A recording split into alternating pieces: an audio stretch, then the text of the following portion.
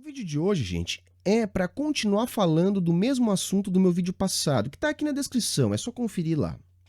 É importante a gente ter um melhor entendimento da relação entre os bancos e o Banco Central, porque afinal de contas é o nosso dinheiro. Então hoje eu quero começar explicando um pouco mais o que é aquilo que eu chamei no vídeo passado de Itaús e de Bradescos, que são a moeda emitida pelos bancos, ou o dinheiro dos bancos. Então vamos imaginar o seguinte: meios de pagamento na economia capitalista são coisas utilizadas para pagar. Então podemos entender que, além do dinheiro emitido pelo governo, outras formas de pagamento existem. Os depósitos à vista, ou o dinheiro dos bancos, que eu chamei lá de Itaús e Bradescos, são uma forma de meios de pagamento. Há, portanto, uma hierarquia monetária, onde determinadas moedas valem mais que outras determinadas moedas. Valem em que sentido? Aí, no sentido de poder de liquidar contratos. Por exemplo, a moeda dos bancos, os depósitos à vista, o dinheiro criado a partir da demanda por crédito, que eu falei lá no vídeo passado, pode ser utilizado para liquidar contratos no varejo. Porém, não podem ser utilizados para pagar tributos à União. Nesse caso, o dinheiro de alta potência é aquilo que os economistas chamam de reservas. É aquilo que pode ser utilizado para liquidar contratos com o Banco Central. Então, o primeiro ponto é esse. Existem várias moedas que funcionam como meios de pagamento. O dinheiro dos bancos, que eu chamei lá de Itaús e de Bradescos, é o que os economistas tratam como depósitos à vista, ou moeda escritural bancária. Ele está posicionado dentro desse regime de hierarquia que eu vou tratar aqui no vídeo. O dinheiro do governo tem um posicionamento superior nessa hierarquia. No vídeo passado, eu expliquei que os depósitos à vista são criados pelos bancos comerciais quando demandados por crédito. Agora vamos entender melhor o que é base monetária e o que são os meios de pagamento, que muitas vezes eu me refiro aqui nos vídeos. Então vamos lá. Meios de pagamento são constituídos pelo papel moeda em poder do público, esse dinheiro que está aí no seu bolso, mais os depósitos à vista, ou seja, aquilo que nós temos depositados nas nossas contas nos bancos. Que, se você entendeu, é esse dinheiro criado pelos bancos quando demandados por crédito. Então isso equivale a dizer que meios de pagamento é igual a moeda manual mais a moeda escritural. Moeda manual é como os economistas chamam a moeda que nós manuseamos, e a moeda escritural são os depósitos à vista. Para entender melhor isso, temos que entender perfeitamente quais são as funções do Banco Central numa economia capitalista. Primeira coisa é, o Banco Central é o emissor da moeda de conta, ou seja, daquilo que vale para liquidar contratos com o governo. Como eu disse no vídeo passado, o passivo do Banco Central são os reais, esse dinheiro de alta potência, as tais reservas bancárias. O Banco Central também é o banco dos bancos, ele faz o serviço de banco para os bancos, e também é o Banco do Tesouro, também faz o serviço de banco para o Tesouro Nacional. Além de ser também o depositário de moeda estrangeira, mas isso nós não vamos tratar aqui nesse vídeo. O que nos interessa aqui é o papel do Banco Central como emissor. E como emissor, a gente vai compor, então, o que vai constituir a base monetária. Então, o papel moeda emitido pelo Banco Central menos o que fica no caixa do Banco Central, disso, é o que chamamos de papel moeda em circulação. O papel moeda em circulação menos os encaixes bancários é igual ao papel moeda em poder do público. Os encaixes bancários são fundamentais para entender o que eu vou aqui explicar na segunda parte do vídeo.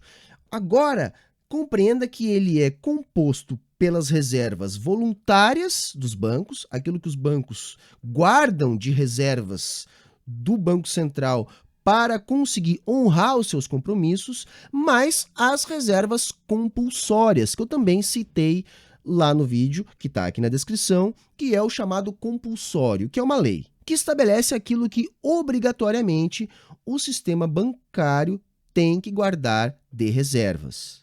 Quando eu falo aqui em sistema bancário, é importante também lembrar, eu estou falando de bancos emissores de moeda.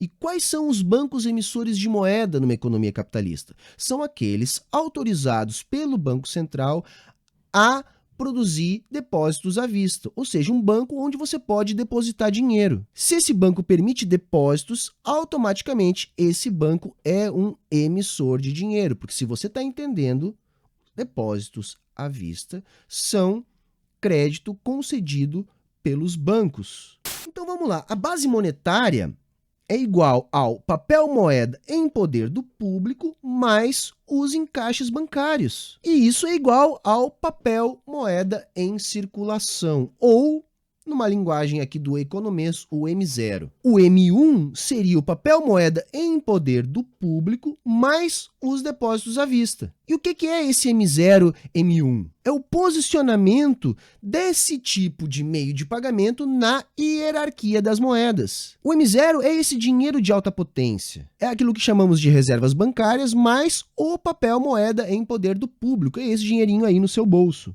O M1 é o M0 mais os depósitos à vista, ou seja, o dinheiro dos bancos, os Itaús, os Bradescos lá que eu citei. O M2 é o M1 mais os depósitos a prazo e os títulos públicos. O M3 é o M2 mais os depósitos de poupança. O M4 é o M3 mais os títulos privados em poder do público e por aí vai. A gente pode ter M5, M6 e enfim.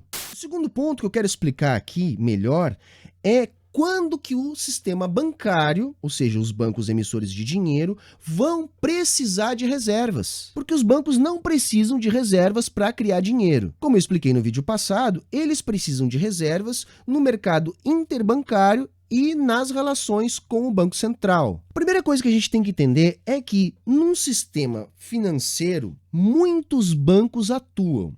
E o sistema de pagamentos é totalmente interligado. Então, ao longo do dia, o banco A tem que passar dinheiro para o banco B, mas o banco B também tem que passar dinheiro para o banco A em função de uma outra operação. E aí nós vamos ter um banco C, um banco D, e a gente só vai perceber o final desse processo no final do dia. No final do dia é que nós vamos saber quanto que cada banco alterou no nível das suas reservas. O que são essas reservas? Dinheiro do governo. O banco só vai precisar de mais reservas quando, no final do dia, lhe faltar reservas. Ou seja, ele precisar de mais reservas do que aquilo que ele tem para repassar para outros bancos ou para o Banco Central. Nesse sentido, não há muito o que fazer. O banco, quando falta reservas, ele pode pedir para outros bancos. Então, se sobrar reserva num outro banco, esse banco pode emprestar para o banco que faltou reserva, é lógico que vai haver uma cobrança de juros aí. O banco pode pegar um título que ele já tenha comprado antes do governo e pode vender para o Banco Central. Então ele troca aí um título que não pode pagar impostos por reservas, que podem, ou ele pode pegar um empréstimo junto ao Banco Central. Ou seja, ele pode pedir reservas emprestadas para pagar no futuro com juros ao Banco Central. Ou seja, em todos esses casos, é necessário que existam reservas antes em circulação. Ou seja, só pode haver um aumento de reservas na economia com o governo gastando, que foi o que eu expliquei no vídeo que eu estou complementando agora, que é esse vídeo que está aqui na descrição. E aí podemos chegar no último ponto que eu quero explicar nesse vídeo. Lembra quando eu falei lá dos encaixes bancários na constituição da base monetária? Então, o que são esses encaixes? São as reservas voluntárias mais as reservas compulsórias. No final de um ciclo de operações, vai haver uma série de encaixes, ou seja, um banco pode emprestar reservas para o outro a fim de manter o sistema funcionando. Quando sobram reservas, o preço do dinheiro cai, porque não há motivo nenhum para o sistema bancário ficar com um excesso de reserva. Ele então vende esse dinheiro, o preço, o juro baixa. Quando acontece uma falta de reservas depois desses encaixes, o Banco Central tem que atuar. Então a gente explica a forma como que o Banco Central posiciona os juros através da oferta de títulos públicos. Então, por exemplo, quando sobram reservas, o juro cai. Se o Banco Central não quer que o juro caia, ele precisa tirar reservas do sistema. Então, o que ele faz? Ele vende títulos públicos. Quando faltam reservas, ele compra títulos públicos. Só que essa opção só é válida se existem títulos para serem comprados. Caso contrário, só sobra a opção da emissão. Por isso que agora, no meio de uma crise aguda, se autorizou o Banco Central a comprar no mercado secundário, ou seja, comprar títulos privados para compor o seu ativo. Então, o Banco Central controla a taxa de juros, controlando a oferta de reservas bancárias. Tá ok, gente? Bom, eu sei que esse assunto é complexo, mas é uma das pautas permanentes aqui do canal. Então, segura aí que eu vou voltar a falar sobre isso e você, com certeza, vai conseguir entender melhor. Valeu? Se você gostou desse vídeo, curte, compartilha com os seus amigos, se inscreve aqui no canal e clica no sininho para receber as nossas notificações. E lembre-se, todo o conteúdo do Saia da Matrix é um oferecimento dos nossos apoiadores. Sem eles, eu não poderia estar aqui. Aqui na descrição está o link do nosso Apoia-se, que é uma maneira prática de estar ajudando, e também o link do nosso site, onde vocês encontram outras formas de estar colaborando com a manutenção do Saia da Matrix. Até a próxima, moçada. Era isso.